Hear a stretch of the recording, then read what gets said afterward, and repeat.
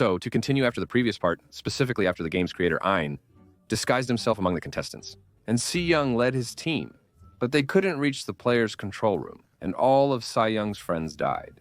Before the game, Yinny's brother John searched for the player's island, but in the end we found out that the captain was a spy, and Yinny had told him to mislead John in the first place. And we found that out when one of John's friends was killed after he saw him destroying the drone that was exposing him on the island.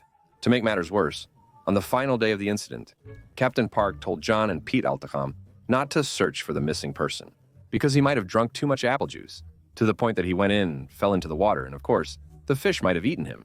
They have a more crucial mission than searching for a deceased individual. Later, Ein calls Captain Park, instructing him to kill everyone, including John, if the situation deteriorates, and he nears the island. May God burn you, Duhak.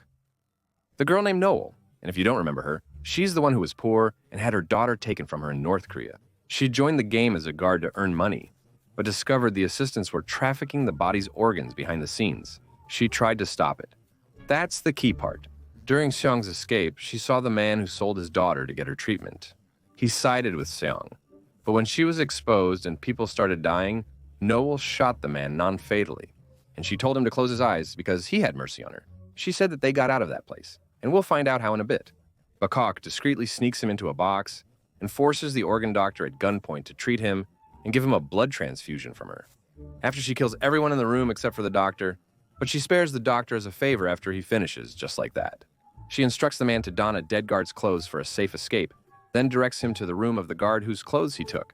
Meanwhile, Noel threatens Ain's assistant, the organ taker, saying she'll kill him. If he doesn't give her a boat and help her and the man escape, the assistant must agree and provide a boat key and escape instructions. But when they get out of the game, we see the assistant calling for the guards. He orders them to prepare to pursue and kill the escapees before they flee the island. But Noel has already planned for this scenario.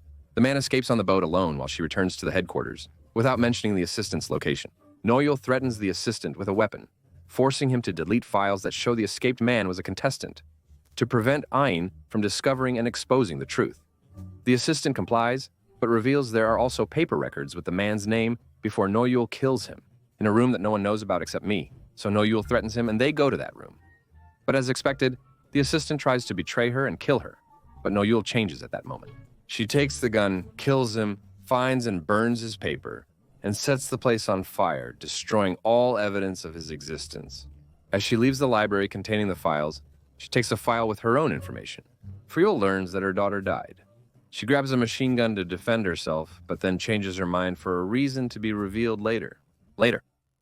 In a scene with Si-young, the guards place him in a coffin and pressure the contestants to continue the game. Initially unconscious against his will, he later wakes up feeling deep sadness over the deaths he caused. The guards announce that 35 players have been eliminated, leaving 60 players remaining. The prize has increased to 40 billion. The voting begins to decide whether to continue the game, but as usual, people's greed drives them to keep playing. While Seongji is still in shock and sitting to the side, that's when someone comes to him. The people who voted to continue mock him, as many wanted to leave after numerous deaths caused by him. Now, all remaining want to proceed, and he can't leave because of that vote. Plus, the competition has decreased because of the deaths. So, what's important is that Si-young is still in shock. He remains there. Food and water are forbidden. But the old lady, her son, and the man whose mother is unknown, this strange creature anyway, they come with Su Si-young to help him continue, and they try to convince him that life goes on after death, telling him to keep going. But Si-young is acting differently, one ear made of clay and the other made of stone. Semsem is totally absent-minded, passing by without caring. If you don't remember his actions, just think back to last season. Si-young ordered him to fetch ammo to continue fighting, but he broke down crying, paralyzed. This led to Si-young and his friends losing and getting killed. So, Si-young sees him as a traitor and swears that he's going to destroy Tayoshi and his friends. While John eats, his friend claims he saw Captain Park with a screwdriver on the day of the incident and believes he's the killer. However, John trusts Park more than his own dad, because he was the one who saved his life when he took a bullet and was drowning. So of course, he doesn't believe what Choi says and accuses him of drinking too much apple juice. Also, can you explain to me what this apple juice is? Anyway, the next day, what happens? That Choi. He decided to escape the ship and call John, sharing his suspicions about Captain Park. He plans to expose the captain, but asks John to watch him in the meantime. Choi is now with his friends, after Captain Park's search. He discovers that the fishermen don't know anyone by that name. He calls John, telling him the man is like a ghost with no trace, raising suspicion and urging caution when dealing with him. After hanging up, Choi reaches Park's empty house and enters, receiving minor bites from Park's dog. While searching inside, Choi discovers pictures of Park with someone. Who is Park pictured with? The man with the bucket hat affirms Park's involvement in the game. Suddenly, Park's dog attacks a frightened Choi. Choi shoots the poorly made computer-generated imagery creature with his gun, as no real animal would behave that way. Upon returning home, he discovers a black bag at his doorstep, containing the guards' uniforms from the game. Park was apparently a guard in the game during one season. Before Choi can call Jun, the police arrive after hearing gunshots and arrest Choi. Choi desperately tries to convince them of his innocence. Park is a real piece of work and a big deal, but the clueless police end up handing Park over. He said that there was a break-in at his house by someone named Choi, and he kept saying that you're a killer from the Squid Game, and weird things like that. God forgive me, I don't even know about them. So Park Saeed tells them, enough with this nonsense. Then he hangs up on them and goes off with the machine gun. She said all but the operations commander, John and Lee, were on the boat when Choi called him. He shared his discovery, so he hid and grabbed the harpoon gun, and he shot him with it. Park shot and killed him in the back after discovering his betrayal and deception towards Park's son. Park also confirms that the place he was trying to keep them away from is Squid Island. We find out that the important people, or the VIPs, have arrived. And if you don't remember who they are, they're extremely rich people. They're the ones who fund the game, and every season they come to watch the last few games because they're the best ones. Anyway, the game starts and they take the contestants. Along the way, they encounter the hanging bodies of Si-young's fallen rebels, serving as a grim warning to those who dare to revolt. But the game consists of 2 teams, which will be chosen through a drawing machine. The gum where you put in a coin and turn it, you get gum, which is like mastic or chewing gum. The key is that when they enter together, they'll get either a blue or red ball, allowing them to be split into 2 teams. The problem is that people get harshly divided, with the mother, son, and pregnant girl named John ending up on different teams than her boyfriend, Katani, and so on. The important thing is, the game is just a regular hide-and-seek game. The blue team will hide within 30 seconds, and the red team will try to find them. When found, they won't discuss the reasons for the Soviet Union's fall. No, each red team member must find and kill a blue team member or they'll die. Fortunately, Si-young is on the red team, while D, whom he despises, is on the blue team, allowing him to target and eliminate D.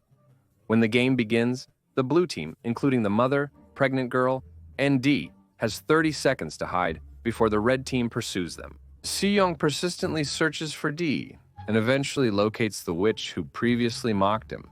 He was planning to leave her, but she tells him that she knows where D is, and that he's injured in his leg and bleeding, so if he follows the blood, he'll find him.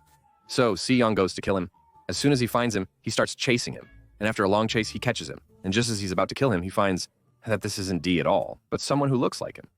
The real D is on the other side, and the blue fairy starts killing everyone one by one, without any mercy, except for the creature, the man-woman whose name is Hyung-jo. That's nothing, I wasn't even involved in that. The important thing is that Ban can defend himself, or the card can defend itself, and he kills anyone from the red friends who tries to kill him. He continues running with the old lady and Junhee, but Junhee broke her leg and can't run. They hide in a room where they find Jun before figuring out their next steps. She started giving birth in the middle of the game, so the old lady helps them deliver the baby, while Hyun and the friends stand guard to protect them. After much effort, the baby is born, looking ugly due to computer-generated imagery. The reason for using computer-generated imagery remains unclear. I mean, it's really hard, to find a baby to put in the scene, but anyway, someone attacks them to kill them. So Hyunjo pushes him, and they start fighting each other.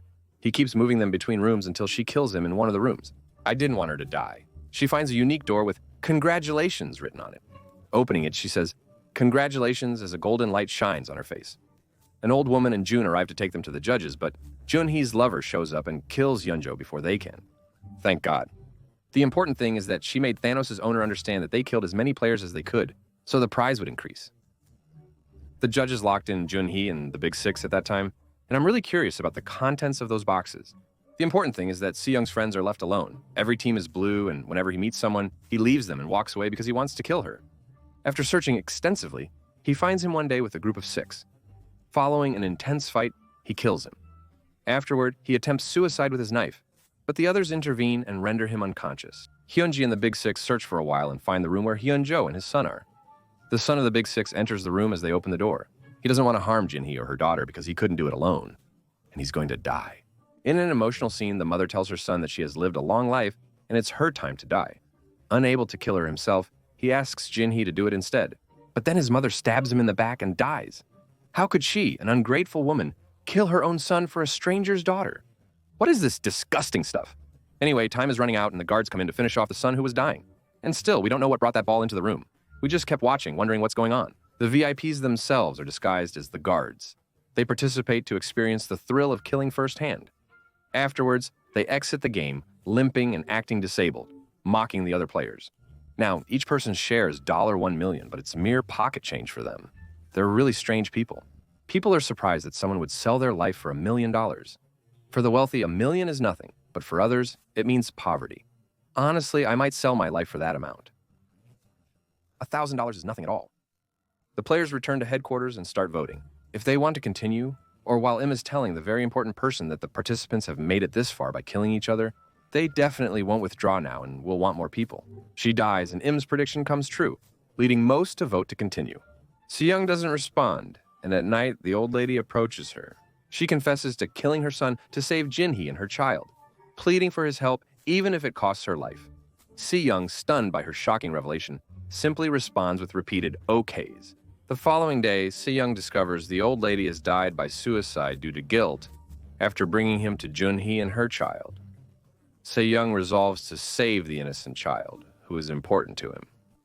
During the next game, Seyoung takes the child from Junhee. It's because her leg is broken, and she might fall with the child and hurt her, or even die in this place. Anyway, the game is basically a bridge they're supposed to cross by jumping over planks, but the problem is that the rope is a bit loose. And the bigger problem is that Junhee, whose leg is broken, can barely walk as it is. So she's basically going to die right then and there, a mentally disturbed person suggests, including the child in the deadly game. Junhee's maternal instinct kicks in as she turns into a superhero, determined to protect her daughter at all costs. Exactly. The contestants start crossing and only Junhee, her daughter, and Seyoung are left. He's standing there watching them and Seyoung has no other choice. He helps the child cross, then returns for Junhee. After much tension and jumping, he reaches the other side, sets the child down, and goes back for Junhee. Then he discovers one of them stands there, waiting to push and make anyone who arrives fall, ensuring only his own survival. Seyoung and the other contestants step forward, each trying to leave so they can split the prize. Peace be upon you and God's mercy and blessings. Meanwhile, people began thinking alike and started pushing one another before crossing the bridge. Seyoung confronts the pusher, suggesting he push him from behind, causing him to fall and take the entire prize. The pusher declines, offering to double the prize for the next person, and allows others to go ahead of him. Seyoung stops to go back and get Junhee, but the son of a bean betrays him and tries to make him fall from behind. But after a lot of bad fighting with his friends, Seyoung manages to fall and quickly gets up to go back and get Junhee. But Blia stopped him, urging him to take care of the child until she escapes. She then ran and jumped off the bridge to prevent Seyoung from returning for her. The guards serve a luxurious meal to the 9 surviving players, as a reward for making it to the end of the game. Before the voting begins, the guards tell the contestants that the next game is a voting game. Who will live and who will die in the game? Most players are tempted to continue the game themselves when given the choice. The guards announce that only 3 people will die in the next game, and the rest will win. The players choose to kill the girl, resulting in Seyoung's death along with 2 others, leaving 6 winners. And during the night, guards come to Seyoung and tell him the leader wants to meet you. Seyoung learns from someone that all the players plan to kill him and the girl in the next day's game. Feeling sorry for them, this person gives Seyoung an item to help. He returns to his room with a dagger and waits. All participants, except the girl, are searched at that moment. There will only be 2 players left. And as long as there are only 2 players, they won't be able to play tomorrow's game because it requires 3 people to die. Seyoung and the other person leave safely. She asks him why he's helping her and he takes off his mask. Seyoung is shocked to discover that he was trusting and playing with the game's owner all along. Player 1 is actually the game's owner. Unexpectedly, a first-time event occurs. The moderator approaches with a dagger to kill him. However, he tells the moderator that even if he's killed, nothing will change, and the game will continue the next day. Whether he's alive or not, Seyoung tells him, "Thank you, you son of a," and goes back to headquarters to kill the players. But he can't do it because he's compassionate. And after all that, he's the protagonist. That's what's important. A flashback reveals Il was also a contestant and summoning leader in the game. He received the same dagger and instructions as the current leader, but unlike them, Il killed all the other contestants because he's smart or God knows best. The next day, the players prepare for the final game involving 3 towers. To progress, they must push a player off each tower, causing their death. After 3 deaths in each tower, the remaining players can leave. Like I told you, Faka, my dear viewer, he told you that before they kill the person, he has to step on the button on the ground. So the game switches for you, Faka. This note, Abu al-Sahab goes with Kal Abu al-Burj and steps on the button, and of course Abu al-Burj decides that they should throw a guy. He probably died from that, he has nothing to do with the situation or anything, and the rest move to the second tower and also step on the button. Seong is holding the girl, swearing he won't let her go except over his dead body. But they need his body for the third tower as a sacrifice, so the other 6 can escape.